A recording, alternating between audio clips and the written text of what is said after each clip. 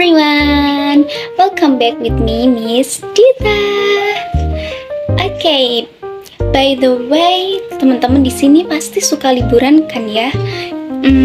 Kalau kalian liburan, pasti banyak sekali cerita saat kalian liburan. So, can you tell your story to your friends? Kamu bisa nggak menceritakan cerita tentang liburan kalian kepada teman kalian? Okay, you can.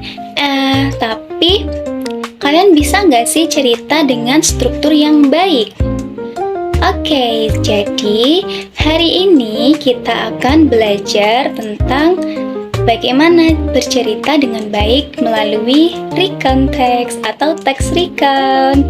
Sebelumnya, kalian pernah memikirkan gak sih? Do you ever thought if that story can be imaginative story?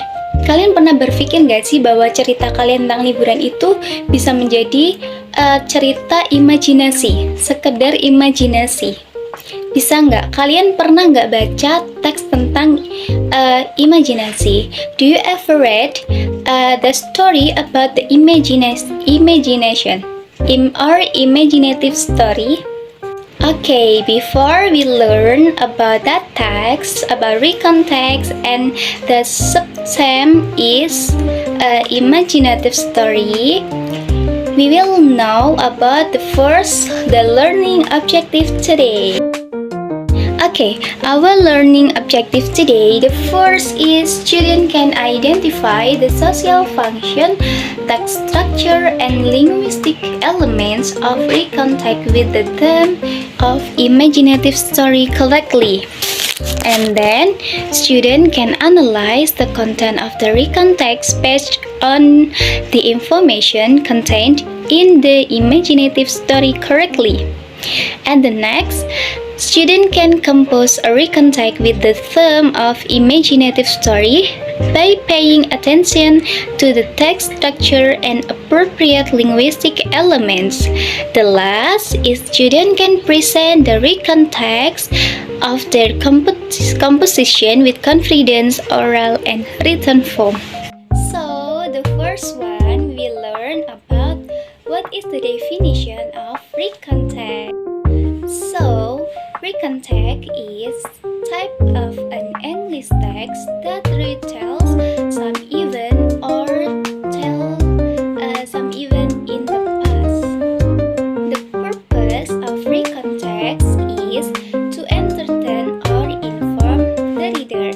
For the examples is, yesterday I went to the beach with my family. And then we play in the sun and swam in the sea. It was an amazing day. That is the example of recount text. Ya, itu dia sebuah contoh dari recount text. Tapi kalian tahu nggak sih apa sebenarnya fungsi recount text atau text recount?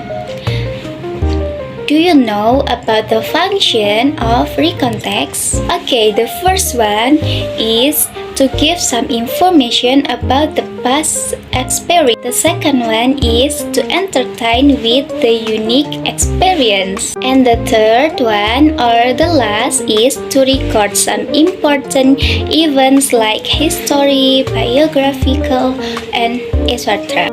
And then, do you know about the structure of recount text? You can see in the mind mapping there are three generic structure of recount text. The first one is orientation. Then the next is series of event. The last one is reorientation. Okay, in orientation, we can know about the opening or the introduction of the event, such as who was involved and then when or where the accident occurred. Okay, this part is body of the text. It's contained about the series of sequential event about the experience of authors. In this part, is the closing of the text, contain of the author message, author conclusion, and then impression or feeling of the author. For the example is, feel happy after went to the beach. Okay, after we learn about the generic structure of the context, we continue to the next part is learn about the linguistic features of the context. The first one is the use of past tense. The use of past tense because the events being told are events that happen in the past. Past tense that function to express event or that happen in the past. Jadi, kalau kita ingin menceritakan sesuatu, kita harus menggunakan simple past tense. Jadi, seperti ini rumusnya. Jadi, kita harus pakai subjek dulu, baru verb diikuti verb 2. Contohnya, for the example is I run. Aku berlari. Run verb 2. The next one is using specific participant. The context is also closely related to specific participant.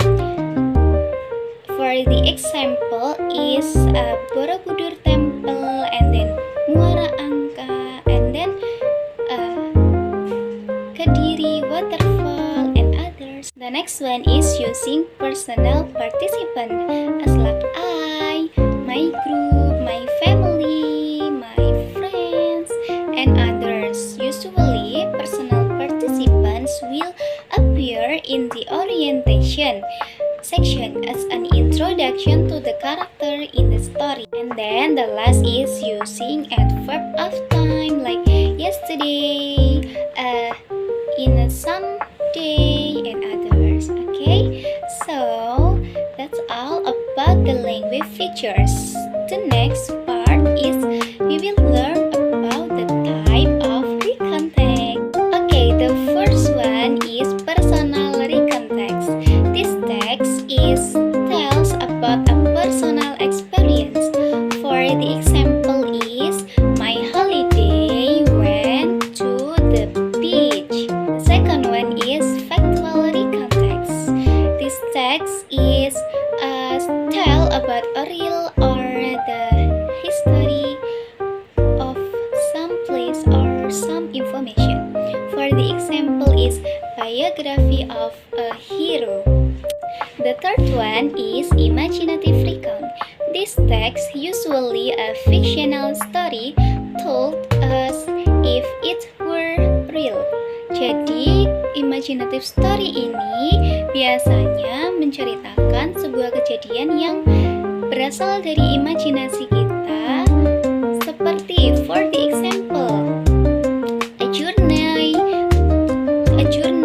to the dinosaur world. Jadi seperti perjalanan ke dunia dinosaurus. So, after we learn about the many types of the text, we will focus on the imaginative recontext.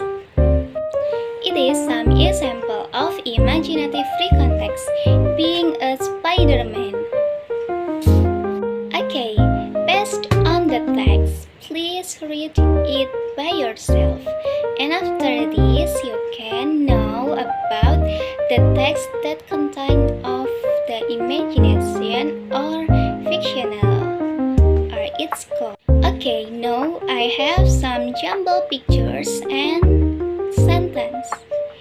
Your duty today is please make the picture and the story match, and then please write down in your book. Wow, we have learned about recontext, and we also learned about the definition, the function, the generic structure, language features, and the types of recontext.